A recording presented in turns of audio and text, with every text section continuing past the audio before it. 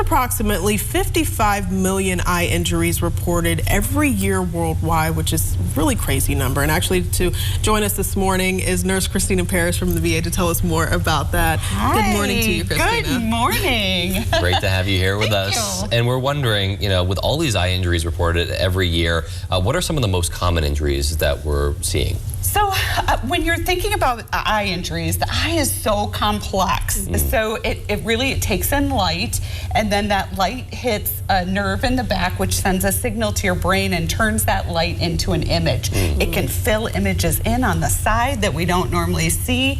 It can change images. It's very complex and very incredible. So yes, when we're talking about eye injuries, it's very serious, and we really want to do what we can to protect the eye. So you're thinking about injuries either to the bone, to the ocular orbit there, or you're talking about even something as simple as a corneal scratch, which is just something that gets in your eye, a little piece of dust, dirt, something like that can get in your eye. So it really can be anything from simple to complex. Gotcha. Yeah. That's really interesting there. And so what are some, protective gear that somebody can, purchase, or just things that we need to keep in mind to protect our eyes? So we want to use things like sunglasses because we can get cataracts from the sun. You can have other damage. So you want to get a good sunglass that has 99% to 100% UV protection. And you want to make sure it says it on the eyeglasses when you're buying that.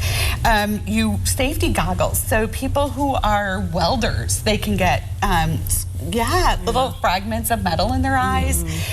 If you're working in logging, and you can get chips of wood that can get in your eyes, so you want to make sure you're wearing safety goggles. Swimming even. So when we've had these warm days that we've had recently, they can get a film of algae on the water. That can affect your eyes and cause damage to your eyes as well. So, or ATVing, that's real popular here too. You want to make sure that you're not hitting branches as you're running by.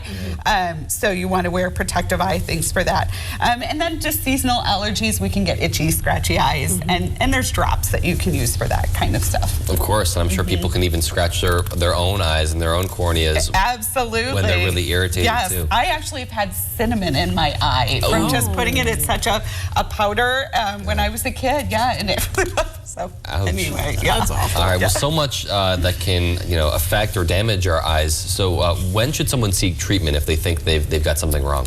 So you want to go see treatment if for some reason you have a fever due to that. If it gets red, irritated, swollen, if you're having any change in vision, if there's any bleeding from the eye, if you physically see something or something goes in your eye, do not pull it out, just secure it and then go seek help immediately. But if you're also having trouble breathing, changes in your nose, it's affecting your nose and your sinuses and breathing, you want to go seek help. It's really just a good idea anytime you have something that you believe got in your eye to go and see your provider.